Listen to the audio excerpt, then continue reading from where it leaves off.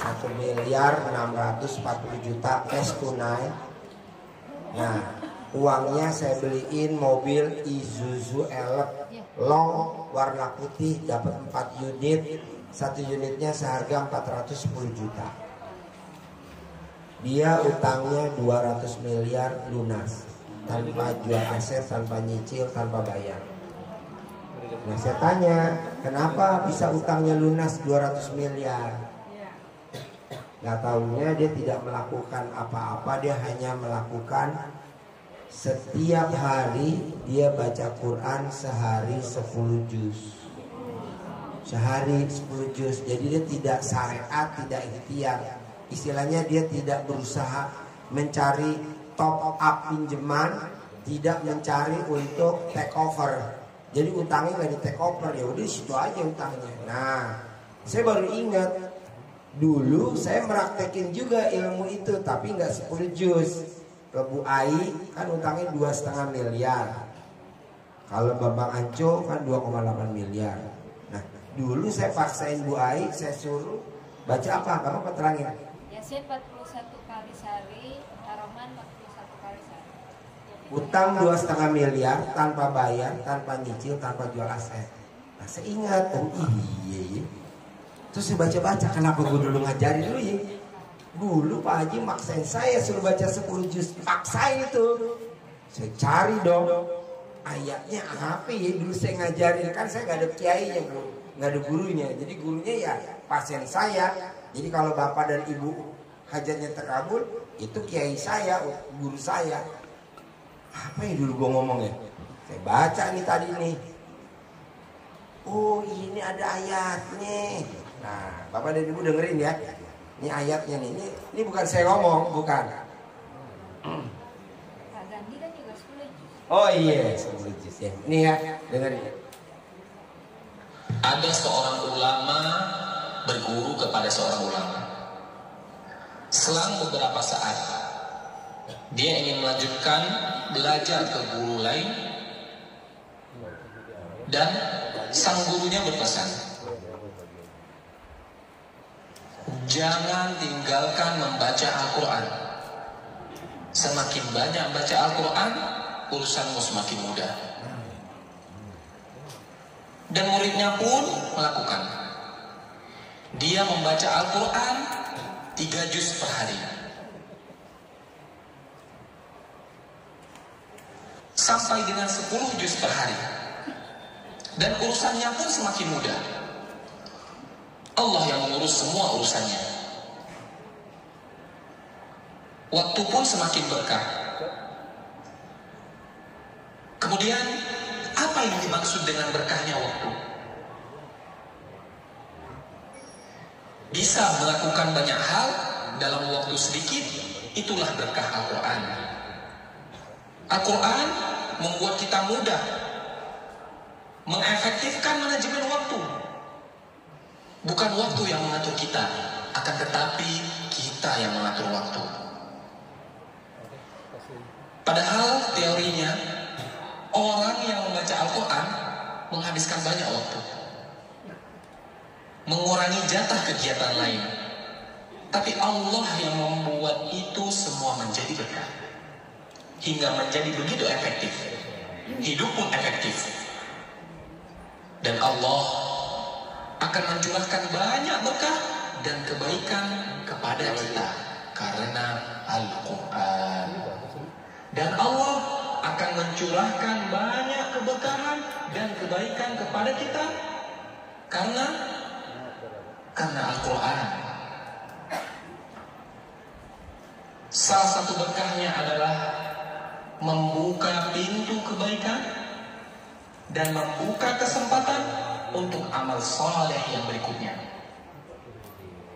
Dan salah satu balasan bagi amal soleh yang kita lakukan adalah kesempatan untuk amal baik berikutnya. Jagalah Allah, maka Allah akan menjagamu. Dan sebaliknya, waktu yang selalu sibuk sehingga hanya habis untuk urusan dunia yang terserah, bisa jadi itu adalah tandanya ada yang salah di dalam hidup kita. Barang siapa yang bangun di pagi hari, Ini Bu dengerin Bu. dunia yang dipikirkannya, sehingga seolah-olah ia tidak melihat hak Allah dalam dirinya, maka Allah akan menanamkan 4 macam penyakit padanya. Nih, Yang penyakit kita penyakit kita. putus-putusnya. Yang kedua, kesibukan yang tidak pernah jelas akhirnya. Dan yang ketiga, kebutuhan yang tidak pernah merasa terpenuhi. Dan yang terakhir, khayalan yang tidak berujung wujudnya. Saya ulangin ya. Jadi penyakit yang kita punya sekarang ini, penyakit yang istilahnya semua punya nih, pasti punya nih penyakitnya. Kenapa? Ya itu tadi, karena kita baca Qur'annya nggak genap. Nih dengerin.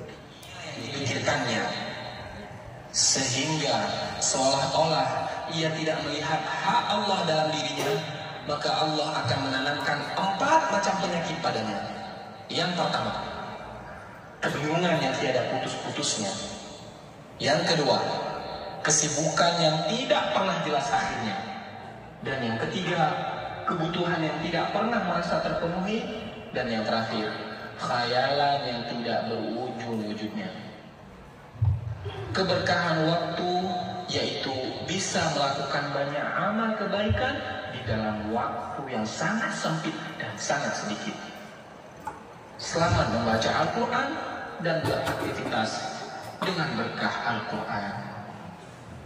Jadi saya mau teman-teman yang punya utangnya sedikit ataupun banyak, coba praktekin ini. Saya punya tamu saya. Jadi dia 200 miliar itu tanpa jual aset, tanpa nyicil, tanpa bayar. Nah, saya maunya ibu, bapak, bisa gak itu terjadi sama bapak dan ibu?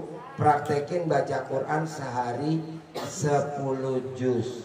Ini ilmu baru. Kalau Bu Ai dulu 41 kali Yasin, 41 kali Ar-Rahman, utangnya 2,5 miliar, tanpa jual aset, tanpa nyicil, tanpa bayar. Nah, bapak dan ibu mau milih yang mana? Ji, gue 41 Yasin, 41 Ar-Rahman, boleh. Ji, gue sehari 10 juz, boleh. Tapi yang dasarnya nggak boleh ketinggalan. Sebelum azan subuh, yang laki-laki di masjid, yang perempuan di sajadah. Sholatnya tepat waktu, ba'diyah qobliyahnya dikerjain, yang laki berjamaahnya nggak boleh bolong. Saya mau itu. Kalau bisa, testimoni diri di sini. Makanya kemarin saya lagi rayu, bos, testimoni apa bos? Malu gue Ci, malu gimana malu? Gue maunya nonton aja, lo yang cerita aja, gue jalanin itu. Ah ya udah, jadi paksain ibu dan bapak yang kira-kira utangnya alot, paksain dah sehari 10 juz. Mau sebelum subuh atau mau dicicil, subuh, duhur, asar, maghrib, isya, 2 juz, 2 juz, 2 juz, 2 juz, 2 juz. Boleh. Dari saya arahannya hanya ini. Bebas, bapak dan ibu mau nanya apa, coba. Yang bapak ibu mau nanya, Pak Haji, utang saya bisa lunas gak? Saya udah gak usah jawab lagi, kan udah dijawab tadi 10 juz. Pak Haji, utang saya bisa lunas gak? Gak usah dijawab, kan tadi udah dijawab. Ya, jadi kita pertanyaannya di luar utang, utang udah pasti lunas. Saya maunya bapak dan ibu yang hadir di sini paksain bisa punya penghasilan 1 bulan 1 miliar tanpa kerja. Paksain, harus bisa. Gimana caranya? Ya tadi. Oke, dari saya cukup sekian. Yuk. Saya lanjut dari ruangan konsultasi ya. Ibu Sri